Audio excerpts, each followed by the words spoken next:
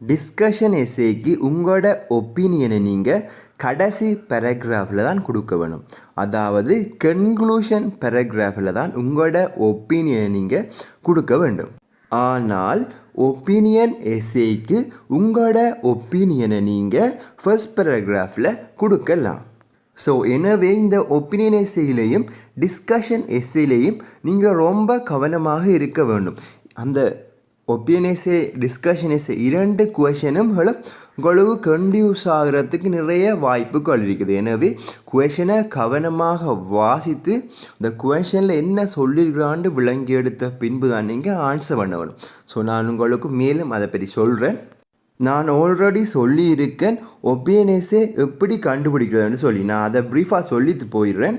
குவெஷனில் agri ஓ டிஸ்அக்ரின்னு கொடுத்துருப்பாங்க. அதாவது statement கொடுத்து நீங்கள் அக்ரி பண்ணுறீங்களோ அல்லது டிஸ்அக்ரி பண்ணுறீங்களோன்னு கொடுத்துருப்பாங்க. இரண்டாவது வாட் யூ திங்க் அபவுட்ன்னு கொடுத்துருப்பாங்க குவெஷனில். அடுத்தது வாட் இஸ் யுவர் ஒப்பீனியன்னு கொடுத்துருப்பாங்க.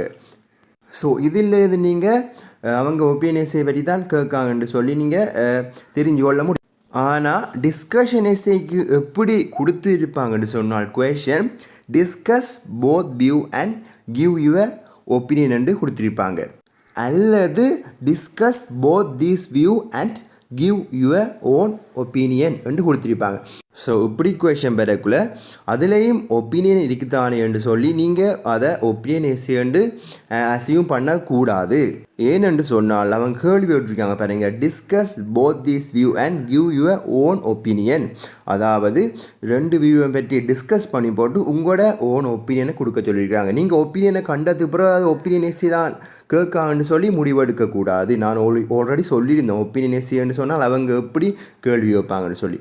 ஸோ டிஸ்கஷன் எஸ்ஸேண்டா இப்படி நான் இப்போ சொல்கிறேன் அதே மாதிரி கேள்வி வைப்பாங்க. Discuss both view and give your own opinion கேட்பாங்க. அல்லது discuss both these view and give your own opinion கேட்பாங்க. ஸோ மெயினாக டிஸ்கஷன் எஸ்ஸேக்கு டிஸ்கஸ் என்ற ஒரு வேர்ட் தந்திருப்பாங்க. டிஸ்கஸ் போத் தீஸ் வியூ, அதாவது ரெண்டு வியூவை பற்றி டிஸ்கஸ் பண்ணுங்கள். ரெண்டு வியூ தந்திருப்பாங்க. அப்படி என்று சொன்னால் இரண்டு ஸ்டேட்மெண்ட் தந்திருப்பாங்க. ஸோ இரண்டு ஸ்டேட்மெண்ட்டை பற்றி நீங்கள் டிஸ்கஸ் பண்ணி போட்டு உங்களோட ஓன் ஒப்பீனியனை நீங்கள் கடைசி கன்க்ளூஷன் பேராகிராஃபாக கொடுக்க வேணும். ஸோ இதில் இந்த குவெஷன் அதாவது டிஸ்கஷன் எஸ்ஸே தான் அல்லது ஒப்பீனியன் எஸ்ஸே ஆண்டு கண்டுபிடிக்கிறதுல கவனமாக இருக்கணும் நீங்கள்.